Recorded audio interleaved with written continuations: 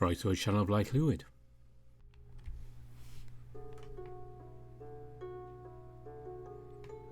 Once more, we're back at the Minotaur Hotel. Time to check in on Asterion. Okay, I'll see myself out. And if you remember last time, we just gained a new member of staff. A wolf. Now, who didn't think I was going to choose the wolf out of all the options there, eh? So, let's see what's going on with it.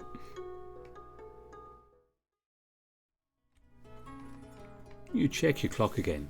Asterion said he'd be right back after fetching some check-in forms on reception, hadn't he? Thoughts of what might be keeping the Minotaur meander through your mind as you indulge in the back-cracking stretch. Just about to give him a call when you heard the familiar sound of his hooves entering the master's quarters. Leo, I... Asterion stops to rest and catches breath. Asterion, what's wrong? I was attacked. There was a giant wolf in reception. It jumped on me and tried to eat me. You can indeed catch a whiff of an unusual odour coming off Asterion's clothes. The unmistakable smell of wet dog overpowering his usual scent of sun and sea. It's impossible. The hotel can't create life out of thin air, can it? It is possible. But asphodel flowers are the only form of life the labyrinth can create, which has not become instantly aggressive towards me. Well, I don't remember creating any wolves myself lately. And you say this happened in reception? Yes. So, nowhere near the valley? You took a good look at Asterion. And you say it attacked you? It jumped on me and tried to eat me. You look fine to me, buddy. How exactly did it try to eat you? It licked my mouth.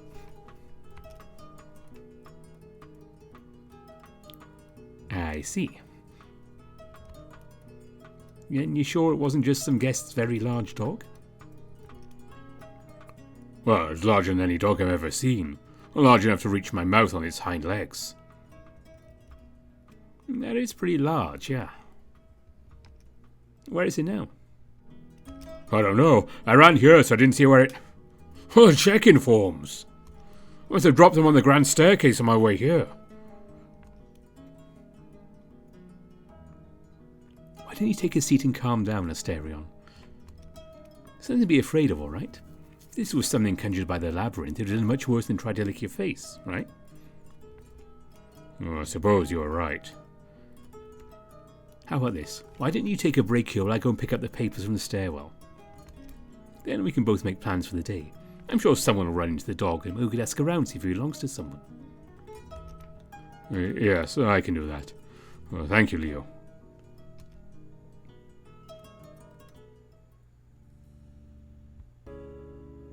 After a quick trip to pick up Asterion's paperwork, you return to the office to plan today's activities.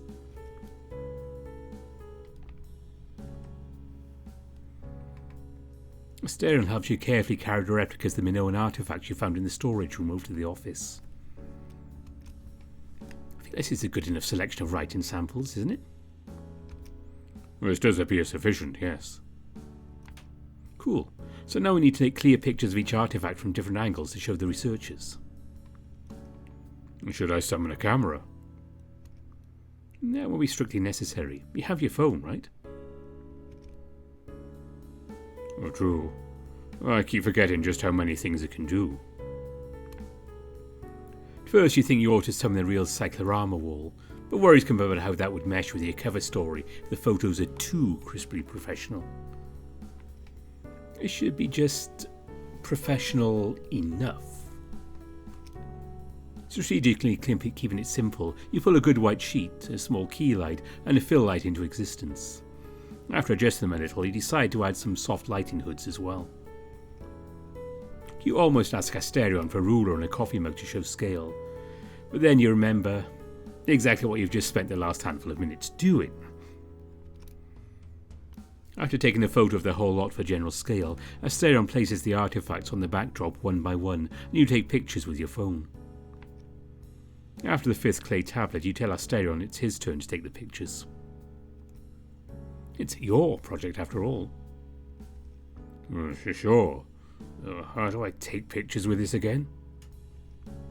You carefully place the tablet down, walk up to him and give him a hand. Alright, you press this button here to pull up the camera. What you see on the screen is what the picture will look like. Once you're ready, touch the thing on the screen you want to focus on, then press this button on the side. I'll take the pic.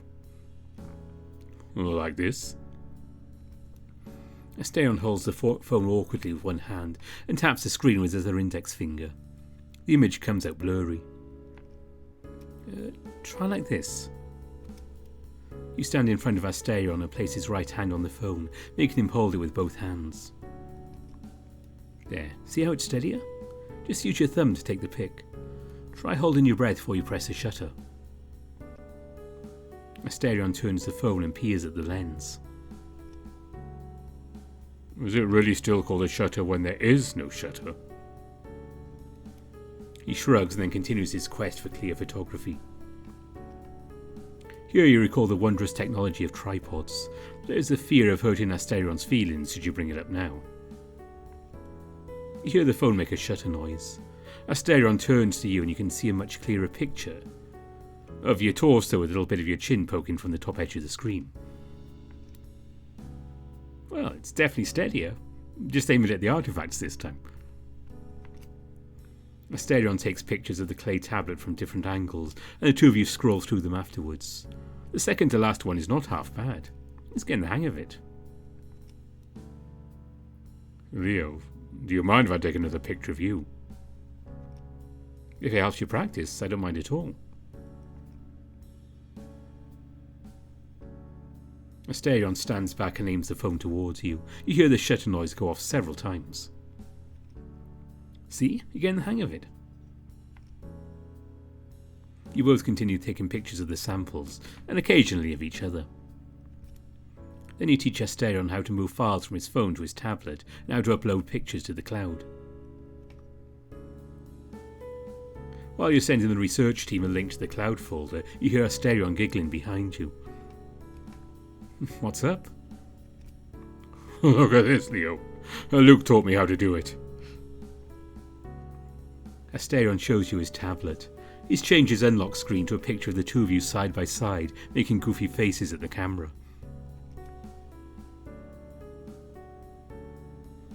Well, let's check in on the R&D team. Ooh. Should we complete a project? I think we will.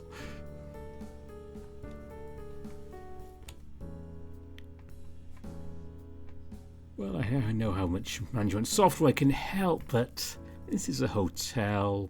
There's kind of a desert outside. I think a swimming pool is probably a nicer idea.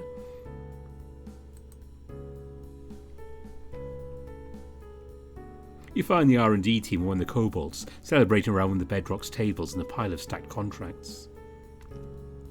Asterion was poring over the documents, waiting for you to arrive.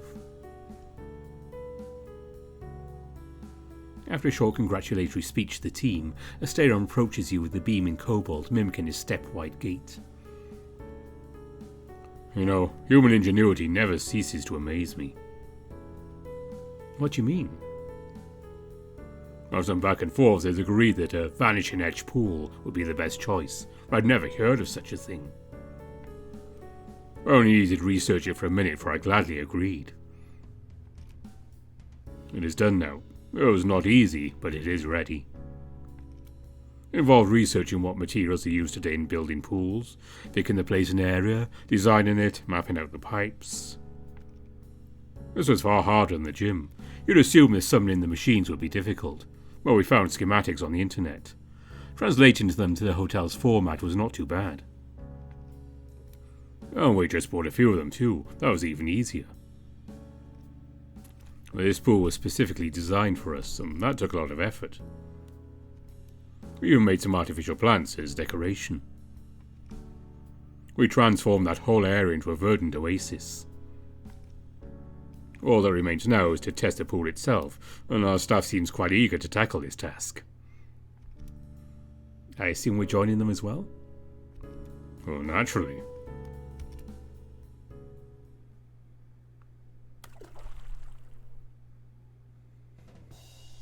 Speaking of eager, Luke is ready for action the moment he steps onto the deck. Rather than following the rest of the staff towards the changing rooms, he pulls off his shirt and pants in one swift, rehearsed motion, revealing to the unsuspecting world an American flag-patterned Speedo. Then, like a majestic crossbreed between flightless bird and colossal walrus, the Griffin wastes no time leaping into the pool with a cry of "Cannonball!"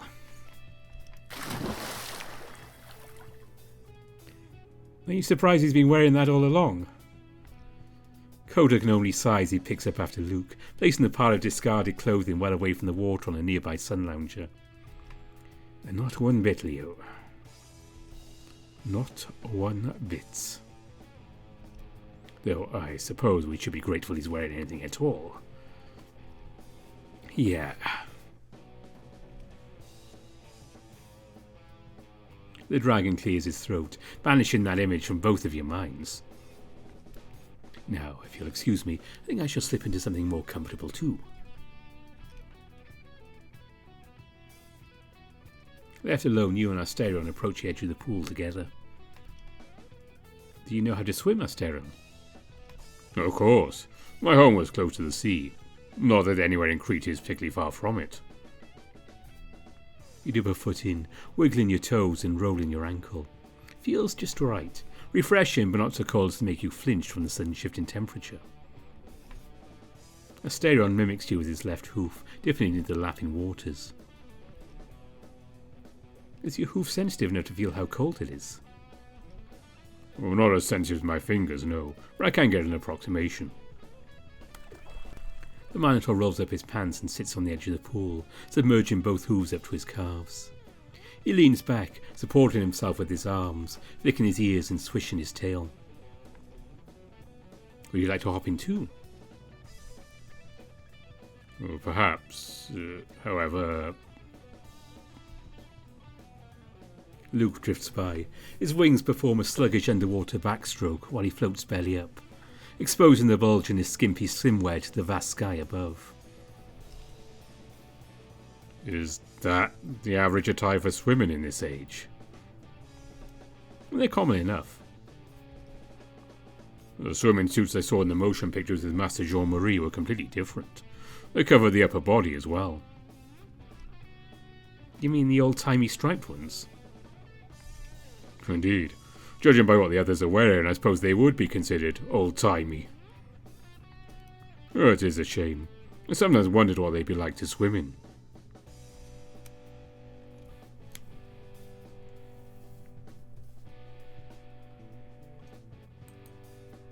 Honestly, I don't think it'd be that comfortable on you. They always look pretty restrictive to me. Maybe alright. Large as I am, restrictive clothing may prove to be an issue. For movement, I mean. Perhaps I should wear something more modern then. What would you propose? You take another look at the shameless griffin floating by. That's enough to spark an idea. Let's go into the changing room, shall we? Next to the path back to the hotel sits a squat building, a door on either end of the facade leading to the men's and women's changing room respectively. There you head over to the men's side, finding a smart and serviceable setup. Rows of sturdy metal lockers, a few low benches. Along the back wall, a line of shower cubicles in which to rinse off. Everyone else already changed and headed out, affording you and Asterion ample privacy.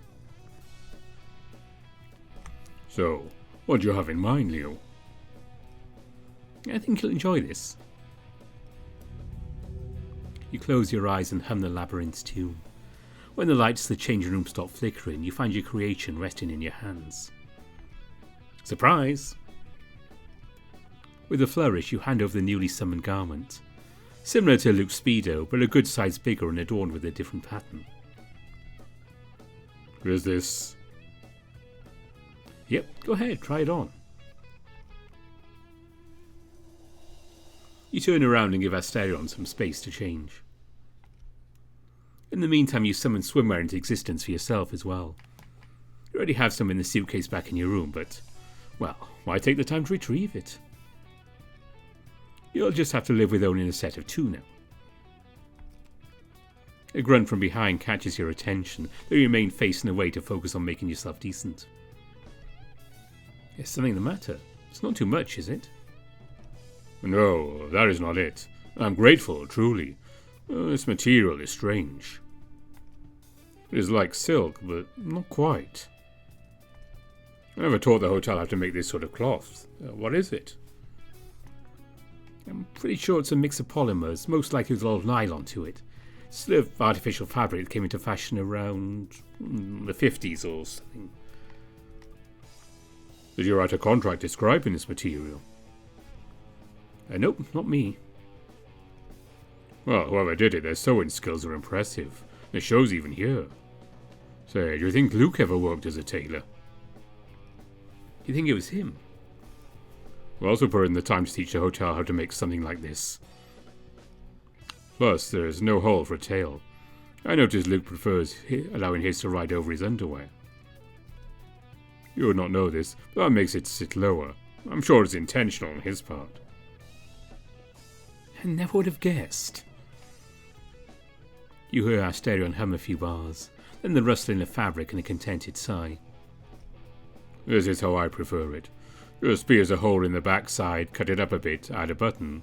It makes it more comfortable for my tail. All of the hotel's magic. Indeed. Much simpler than doing it by hand, though I happen to have a few years of experience with that as well. Once you finish putting on your swimsuit, and once Asterion signals that he's decent as well, you turn around and see how it looks on him. There. Looking good, buddy. Asterion further adjusts his speedo, testing out how it feels until he hears footsteps approaching from outside. His ears flicker once, twice, grow very still, and his back relaxes as he notices the distinct lack of Luke's clicking claws. What's wrong? There was someone passing by outside just now, and thankfully it was not Luke. As much as I appreciate him, I'd rather not hear what he has to say about you and I changing clothes together. Yeah. Considering all we've been through, this is nothing. But he probably wouldn't let us hear the end of it. Neither did he understand my upbringing was a lot more liberal concerning clothing than the norms of today. His so-called speedo was tighter than what I'm used to, while our general attire was just as revealing. Well, enough about that. Shall we go, my fine lord? After you, my great friend.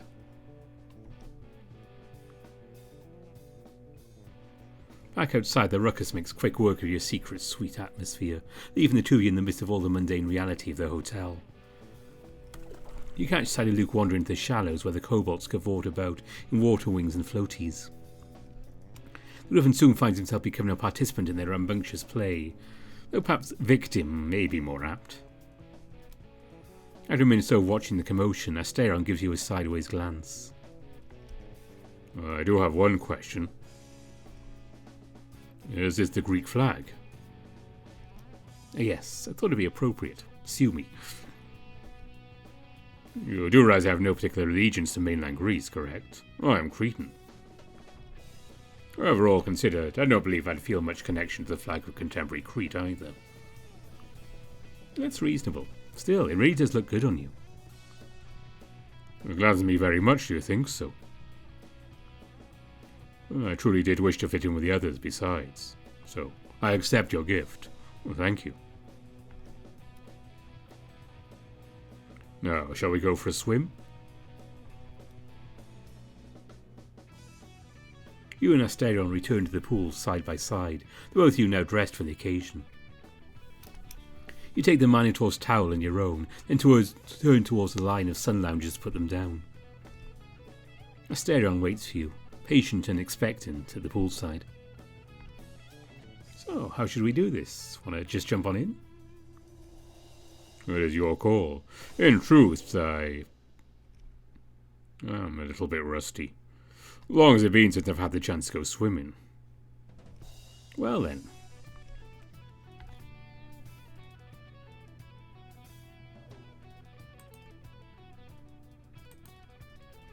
what better opportunity to get yourself back in full form? I think I'll just stay here and watch you.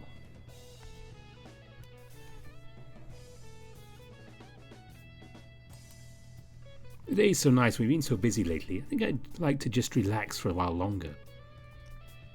Are you sure? Well, very well, if that's your wish. Thank you for this opportunity to practice, then.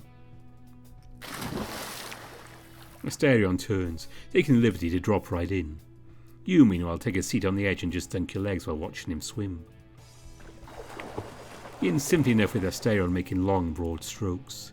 He cuts through the water with far more ease than one might think, given his bulk. When he finishes the lap and returns to your side, he stops to take a breath. The bull does not, however, even attempt to shake the water out of his hair. Perhaps he enjoys feeling, or even studying, the way it drips through his fur. And off he goes again, faster with stronger motions. In these rare moments when Asterion seems overtaken by simple and common confidence, he truly is a sight to behold. Recall how Lord Byron also felt freedom and ease in swimming, released from the suffering of clumsy club feet on land. This bovine poet here must be feeling something similar. After a few more laps, you can't help but notice the waves he's making, large enough to splash up to your waist now. Others are noticing too, especially those who are trying to use the pool to lounge in. As he comes back your way, you call out, "Hey, I'm glad you're having so much fun. You might just slow..." But he's off again before he can finish, one with the water and off in his own world. Face blank, eyes determined, like a man on a mission or a charging bull. With no other recourse, you finally hop into the water yourself.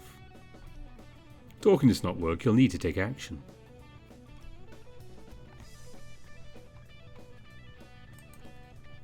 As he sweeps towards you again, you reach out your hand and speak in a firmer tone. "Asterion, we can see you're great..." And off he goes again, taking you along for the ride. The Minotaur doesn't even notice anything is wrong until he's made it halfway back across the pool.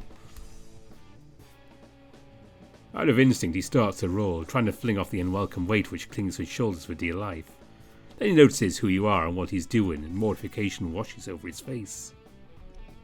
"Sir, are you alright?" Asterion stops in his tracks and stands up, catching his breath. Droplets flow down his step-wide back, while his chest heaves and nostrils flare from the exertion. Last he settles down, and so does the water in the pool.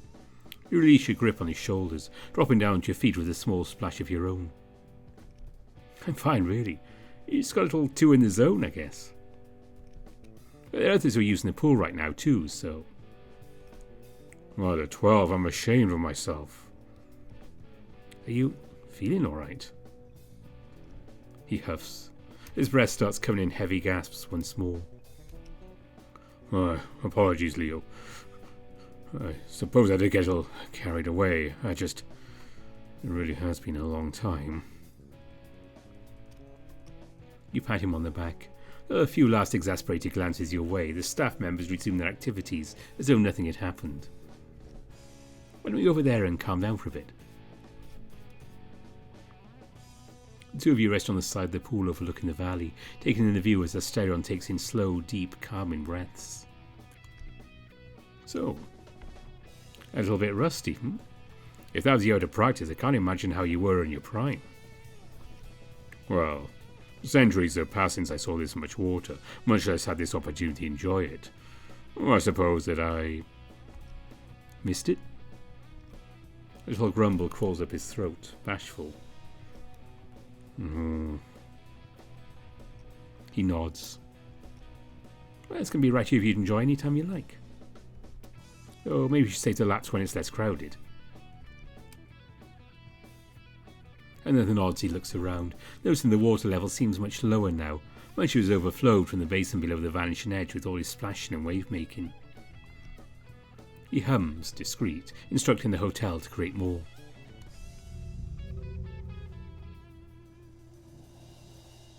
You look away from the valley and back towards your staff, who continue to enjoy themselves in the cool, refreshing water. Kenrich floats and paddles about as far away from the vanishing edge as possible. He, ignorant fool who's never faced war and strife, found laughter in Luke's antics. Like the young men of old, eager to pillage and burn without knowing the weight of taking a life, he approached to join the bitter cause. Conscripted, he now marches to recruit Asterion and you in an endeavour most ruinous. Hey, Leo, Asterion, we're going to put together a human pyramid. How would you guys like to join us? Sure, that sounds fun. Asterion? A human pyramid? Yes, the heavy people at the bottom support the lighter people at the top on their shoulders. Pretty easy to maintain our balance since we're in the pool. Asterion flicks his ears and a smile blooms up on his lips. Alright, let us try it. Great, come on, we're doing it over there. Kenvish gathers the other interested staff members in an area of open water, about a quarter of the way into the pool. Shallow enough for everyone to stand comfortably, but deep enough that no one would get hurt should they fall into the water. After some discussions, decided Asterion and Kenvish will form the base of the pyramid. The pair move into position and lock their arms together. Can't it's you and me, Leo. So it's your choice. You want to go top or bottom? You have to ask this question with Luke, don't you? Luke, is that a sex pun? I swear to God, if it is. Whoa, get your mind in the gutter, boss man. I'm just talking about our position in the pyramid. Ain't my fault if that's the first place your mind went. Whatever.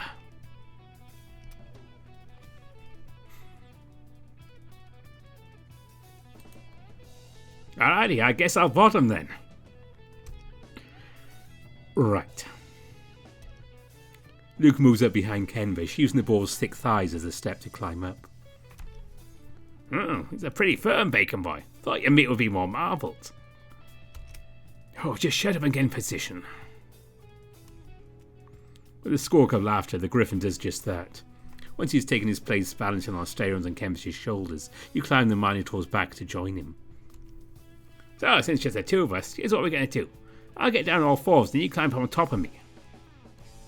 Sound like a plan, boss man? Sounds like a plan. The moment he does, however, Kenvish lets out a squeal of distress and begins to squirm. Luke's all-American package has landed squarely on the tip of his porcine snout. Luke, get the fucking thing off of me! But Luke just breaks out in a fit of hysterical laughter instead. With another recourse, the ball lifts his hand off Asterion's shoulder to swat the sparse-spangled bulge away from his face. Luke lets out another squawk as the blow makes him lose his footing. He tries to right himself, that just throws you off your balance as well. And so your Tower of Babel falls, but it can be completed.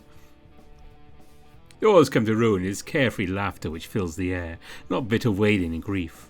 After all, no one's truly hurt. The endeavour itself was the amusing distraction both participants and observers. Having had your fun, you all clap one another on the back in a show of solidarity and companionship. Then, like that ancient diaspora from this plain in Shinar, you go your separate ways.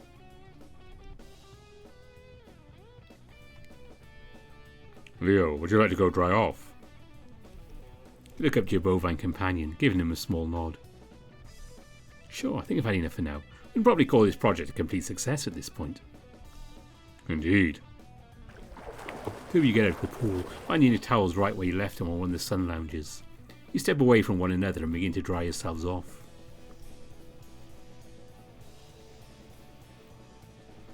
At last you finish, fold up your towel and turn to check on the Minotaur's progress. Apologise, this may take a while. Indeed, it appears that Asterion's fur will take a little longer and more than one towel to dry. Even the desert wind seems to be helping only so much. No problem, buddy. We have all the time in the world. We do, yes. You motion to the poolside chairs. With a grateful nod, the Minotaur moves to splay himself out, hoping to drip dry in the sun's bright rays. As you take a seat next to him, Kota trundles up the two of you carrying a cooler. Hello, Asterion, Leo. I assume you enjoyed yourselves out there? It's pretty fun, yeah. Pretty tiring, too. Well then, may I interest you two in some refreshment? The dragon sets the cooler down and opens the top to display his wares. Dark bottles of beer chilling in the fresh ice which fills the container. That sounds amazing right about now. Asterion? Well, if you wish to partake, then I will join you. Excellent. 2 beers, my good man. With a servile half-bow and a playful smile, the dragon cracks open and hands you a pair of bottles. You pass one to Asterion, then take a long sip of your own. You settle in with your drinks, looking out over the water together. You know, this is pretty nice. Just sitting out here with a drink and relaxing, I mean. And with the pool and all, it doesn't feel nearly as miserable. Yes, I can only hope the guests enjoyed as much as we all have been. I'm positive they will. Coda lets out a tiny laugh. You know, it's funny you should say that. I was just thinking how nice it would be to set up a bar out here. What's a nice relaxing day by the poolside without some refreshment, And while the beer is good, a bar would allow us to offer freshly made drinks as well. Huh, that's actually not a bad idea. Certainly give the guests a little extra incentive to come out and enjoy themselves. Precisely. And, well, in truth, running the lounges reminded me of how much I enjoyed bartending. I think I'll have my hands full with it for a while yet. I wouldn't mind coming out here to assist with the poolside bar too, every now and then. That does sound good, and I do appreciate the offer, but I couldn't ask you to handle something like that all on your own on top of your other responsibilities. As a matter of fact, we should probably get some personnel together to run things out here on a more permanent basis anyway. For starters, we'll definitely need at least a lifeguard or two. As luck would have it, I was conversing with a guest from the Bahamas who was asking about staff openings just this morning.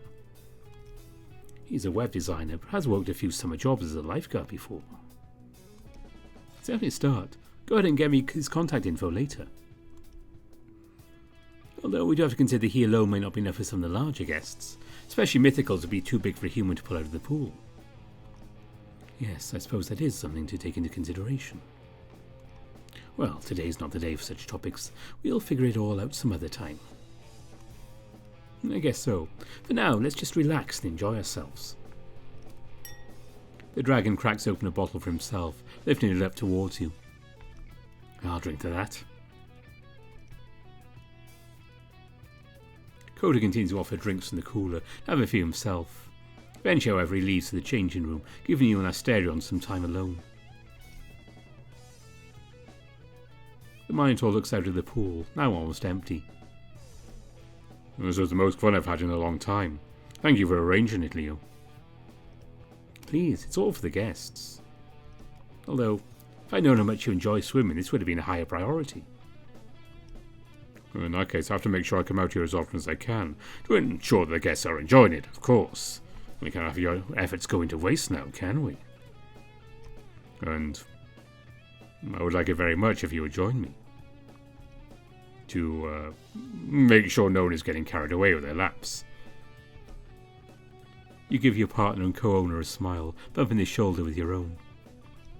Yeah, I could do that.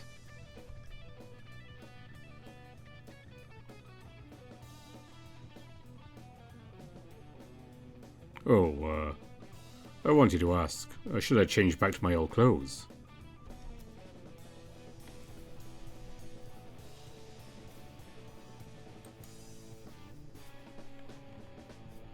Well, as you wish.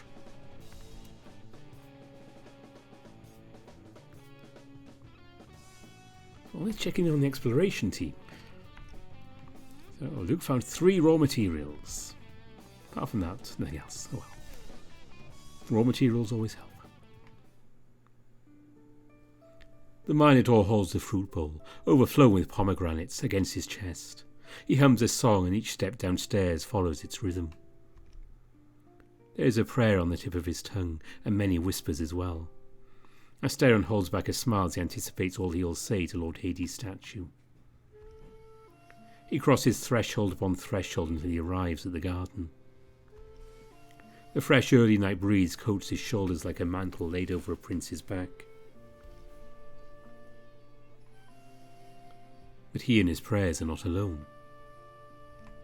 The dragon from the east stands a foot away from Lord Hades' statue. He studies the cloth-thin stone of the god's robes, the fine detail of the helmet in one hand, the almost warmth carved into those eyes. A flower is in his hand, an asphodel that, past its prime, had shriveled but still lingered on. Asterion stops, staring at Code as if it was his first time seeing the traveller.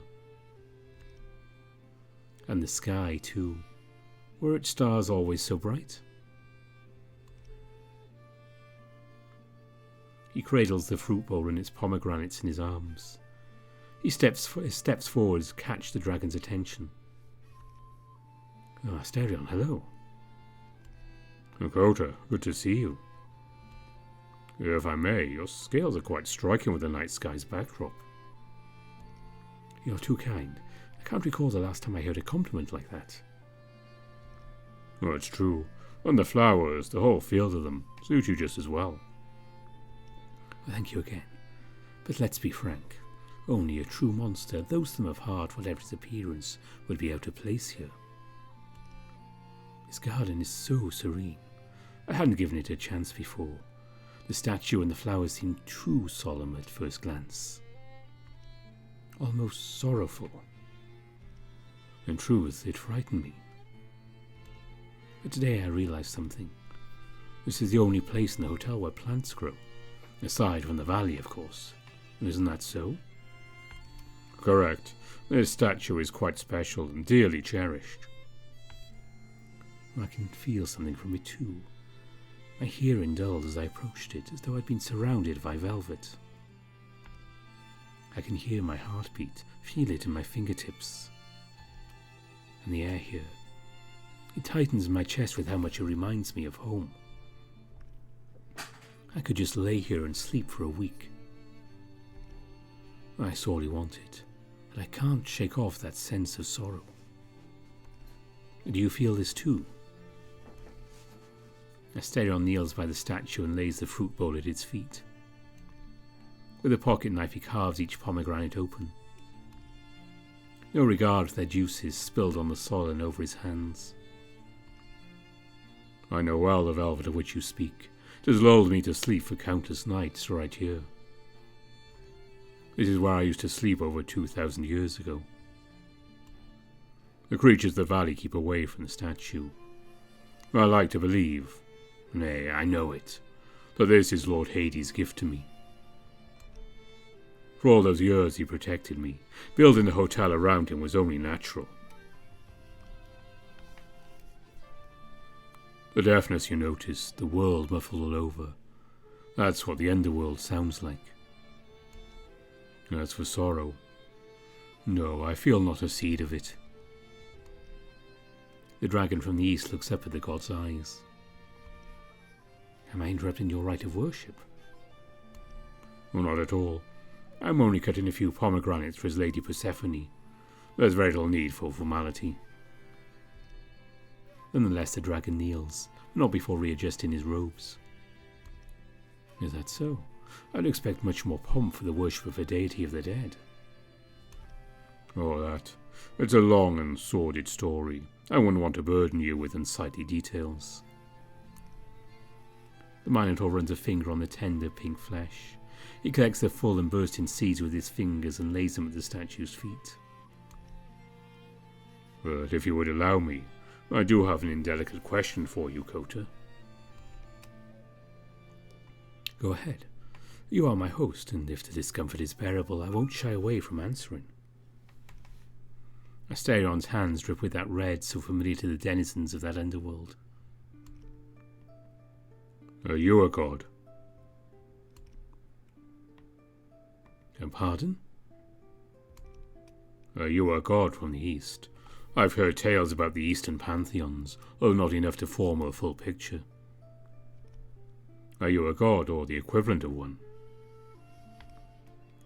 In a sense, but what counts as a god in my homeland is quite different from what I hear about the Greek pantheon. I am, or rather was, the god of a river. One with cold and gentle waters, which were good for fishing, growing crops and brewing sake. Quite different from your Lord Hades, or even from Christ for that matter. Even in my prime, I was only a small and local deity. Nowadays, I'm smaller still. Although one could argue I'm no longer a god at all, having lost my river. That's a part of why I'm travelling the world. I have no home to go back to. Did something happen? The waters of my home were contaminated by something vile, and can no longer hold life. I would have died had I stayed. I'm sorry for your loss. If this land could sustain a river blessed with the riches you deserve, I would carve it out of the earth myself that you may call it home. That's kind of you.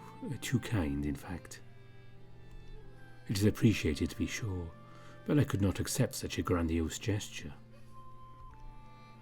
Reject a gesture you may, but accept my sentiment you must. As would any grateful guest. I shall. I must bother you with another question. Would you happen to know at all what may have happened to the Greek gods? I am sorry, I'm afraid that I do not. But if you still fear them, please calm your mind. I can only imagine that, with no worshippers, they must be dead by now. Or perhaps they are like me, with little if any power left to their name. Although, I pray neither is the case your dear Lord Hades. The Lord of Good Counsel was an excellent ruler, beloved by his people, but always distant towards the surface dwellers. He must be fine today, just as much as he used to be. The Minotaur's palms are wet and sticky with the pomegranate's juices. He puts the pocket knife in the fruit bowl with discarded husks and cleans his hands with a handkerchief.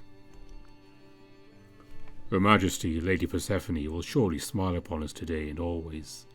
Perhaps you may even bless our upcoming celebration. Oh, is there something happening? The Minotaur's eyes flick back and forth along with his tail. Yes, an idea Leo and I have been toying with. A few days ago, we decided to rename our establishment to Minotaur Hotel. You want to announce it next Monday. We're thinking of doing a little ceremony to go along with it. Can you believe it? The custom has always been to use the current master's name, and now he pulls this on me. I should stomp my hoof and say no, it's too far, but...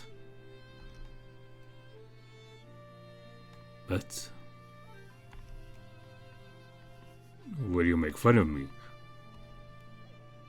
Not in a million years. Now, stop with that false modesty and just say it. This is a wish of mine. I used to go to bed and imagining it happening, hoping I could live it in my dreams. I do not know how to put it into words. All these things happening, you and Luke and the other guests, the laurel wreath, the things Leo and I discuss. I feel like a calf all over again. You deserve it. Thank you for all your work, for giving us a home. Well, thank you for being a friend.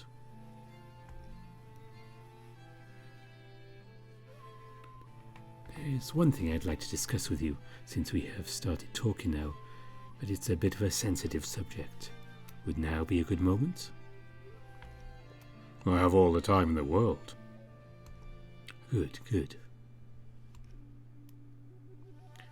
Last night, did you enjoy the movie? Oh, absolutely. A long time has passed since I had fun like that with so many friends. I missed it. And the film was superb. You're a wonderful host and have fine taste for the seventh art. You are calling me a good host? You continue with the fine compliments. As for the company, we are gathering quite the bunch around us, aren't we? I get the impression this family, if I may call it that, will only grow. Though, while we're on the topic of company, keep in mind what we just discussed about renaming the hotel. I can't help but notice how well you've been getting along with Leo. It's quite a stark difference from your attitude just 2 weeks ago. You have more confidence now. Seeing you like this brings me a great deal of relief, and I'm sure the other guests are similarly pleased with this development.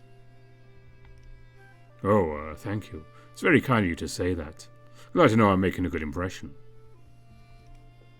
Now, pardon my worry and my own indelicate question, but how is it when you two are alone? He treats me very well, Kota. His kindness isn't like anything I've ever seen in a master. I was happy when the masters were indifferent towards me. Leo, though, as if my happiness was his as well. Although often I trip and stumble on my own emotions, he seems unfazed by it, and it makes me comfortable as a result. He treats me well, like no one else ever before. His sign of that laurel wreath contract did give me an impression of selflessness. A contract? Ah, yes, I remember now. For certain, that counted me a great deal too. I see. His goodness goes far beyond the contract, then. The Minotaur nods. And how does he make you feel, if you don't mind me asking?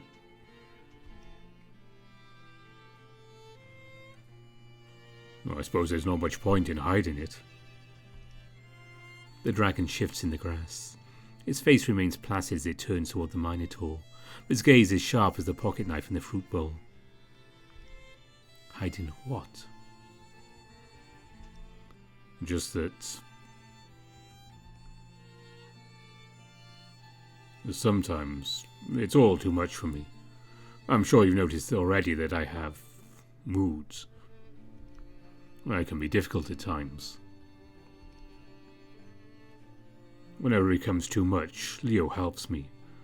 I was thinking of that when I talked about his kindness. I ought not to burden you with the details, but he has been...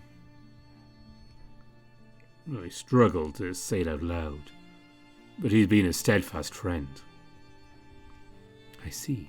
Hearing that from you brings me a great deal of relief.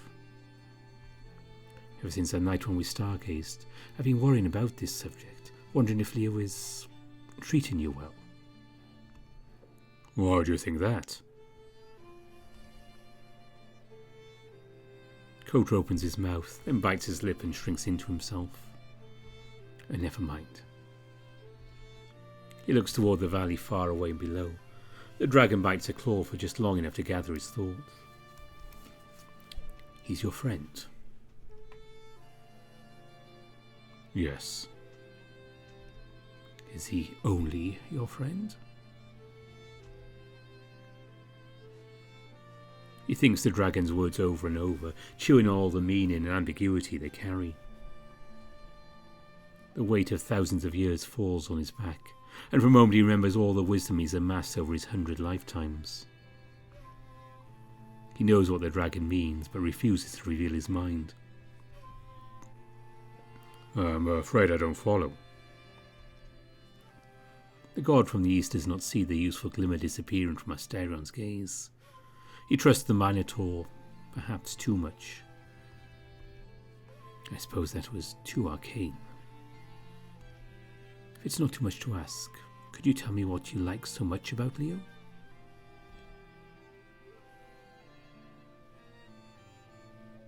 This is much easier, perhaps too much so, for the bull.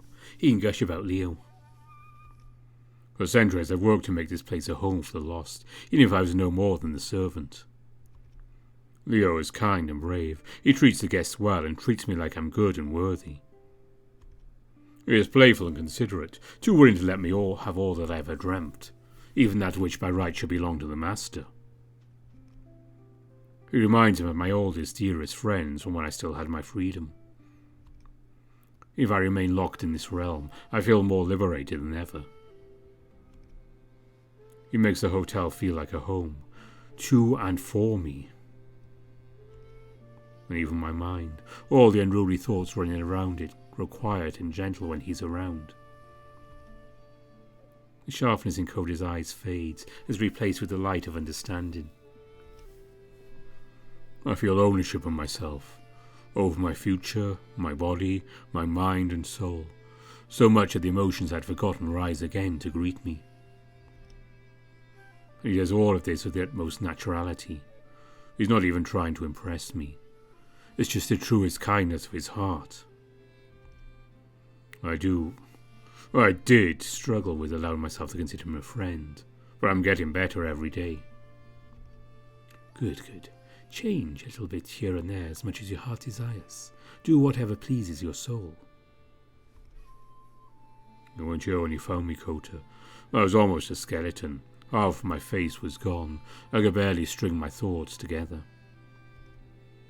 Someone else would have run away. But Leo didn't. He stayed and he nursed me back to health. And on top of all this, I feel like I met someone who can truly be my partner in achieving the whole hotel's mission.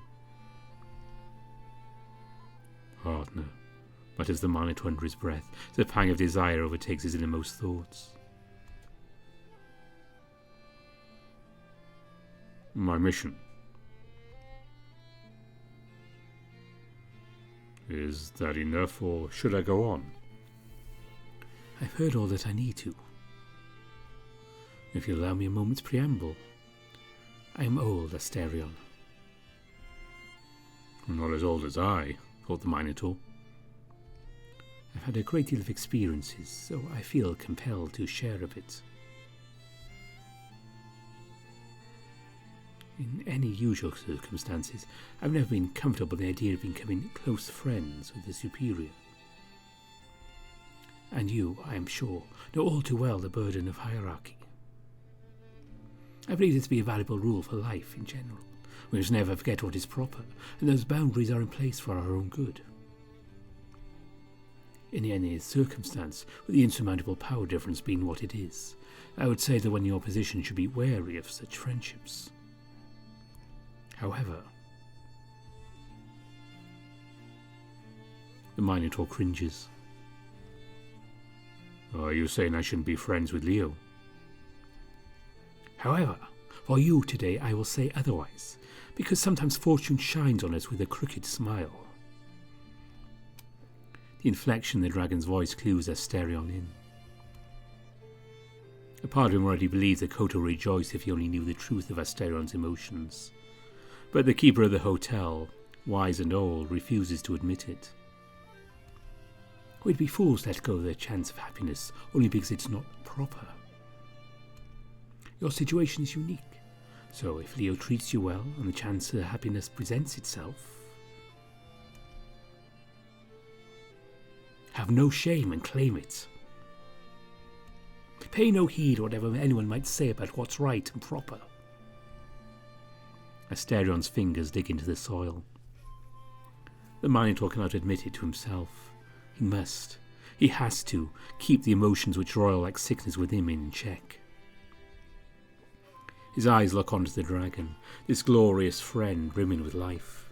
He is a fine man, deserving of love in all its forms, while Asterion, prisoner abandoned by the gods, what love can such a wretch deserve? But Kota cannot, must not, no. This yoke the Minotaur must bear, and bear alone, and so he feigns ignorance. Your words are kind, Kota, but I admit I am not quite following. What do you mean by all of this? Did you only want me to keep being friends with you? If that is what makes you happy.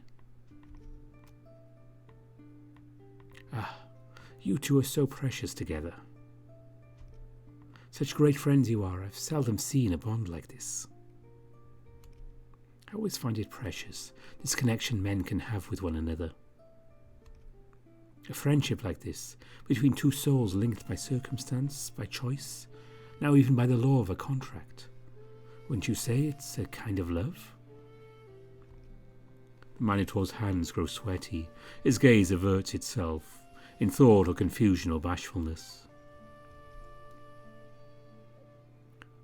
Or perhaps there is another love at play here. The brotherhood of mankind, the common love we may nurture towards others because of their humanity alone. Tell me, Asterion, what would you say is the kind of love you nurture for him? The Romans, at least, had many words for love, you must know. Asterion licks his lips, for his throat and stomach have grown desert dry. His hands remain stained pink, and under his fur a pinkness comes to his cheeks. The dragon places a hand on the hybrid's shoulders. I don't answer. Whatever the truth may be, I would be happy if you kept my advice in mind. Whatever it is you desire, have no shame if and when the time comes to take it. The dragon readjusts his robes and dusts his hands. He chuckles softly, mutters in the velvety silence. They say I'm in love. The rumour is already in circulation. Yet when I began to love, there was not a soul who knew, not even you. The rushing wind blows the velvety deafness away, along with half a dozen stray flowers. Did you say something else? Perhaps it was just the breeze. Thank you for your time, Asterion.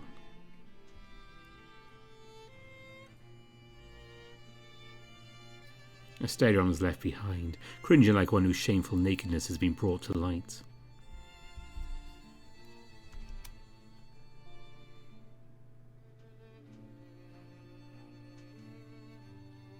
Incomplete thoughts, stray words, sentences he cannot will himself to finish. For the rest of the night he chews on it all, silent but never sombre. After dinner he sits by the hotel's entrance. Shame turns into delight when a certain man comes to stargaze with him. And that seems like a good place to end the video for now. We'll be joining back up with Wolf later on in the next episode, so we can see what's up with him as well. So I hope you enjoyed this one. Next week is a mystery to me as to everyone else. I haven't actually worked out my schedule for February yet, but I'll be getting on to that, and the patrons will know when I've figured out what is actually going on. But I have a few ideas in mind anyway. So yeah, we'll see again next Saturday or Sunday possibly. Depends how things go, because there's a big race starting next Saturday. I might be out watching that. But before I go, as always, I want to say thanks to all of my donors on Ko-fi and Patreon. You're very much appreciated. And my top patrons are Nova Starburn, Big Booty Judy, Omar, Samuto, Andy Peng, Mohammed Al-Zamel, Aaron Fox, Exac, Evan King, Marcus, Sindri Dragowolf, Kopi, Spiderling, Grizz, Dissonance, Anubis Silverwind, Idek Orval, Tiger Cub, Brian Hall, Bastian, Lark Huskerton, Legacy Bucciarati, Cobras Vissa, Kartek, and Burnt Toast. So a special mention to all of them. And if you do join the Patreon at any level, I try now and again to give you a few things you don't normally know about, where titles come from, what's going on, generally stuff like that. I try to give you a little extra if I can. And the top 2 tiers do have a little special thing attached if you ever want to ask me to do that for you. What is it? You'll have to find out if I check on Patreon. Okay, that is it, as I say. Yes, I'm not quite sure what's going on. By the way, Polar Night, which we haven't done in a few months, there is no build out yet. Saw an update from the dev, and we will be going back to that when we can. Hopefully, maybe in a month or two. With that, we'll see what's going on there, and catch up with what happened to the MV Aaron. Apart from that, we'll see what else comes up in the next few weeks. Okay, that is definitely it now. I have nothing more to tell you because I don't know what's happening next time myself. So thanks for watching. Bye for now.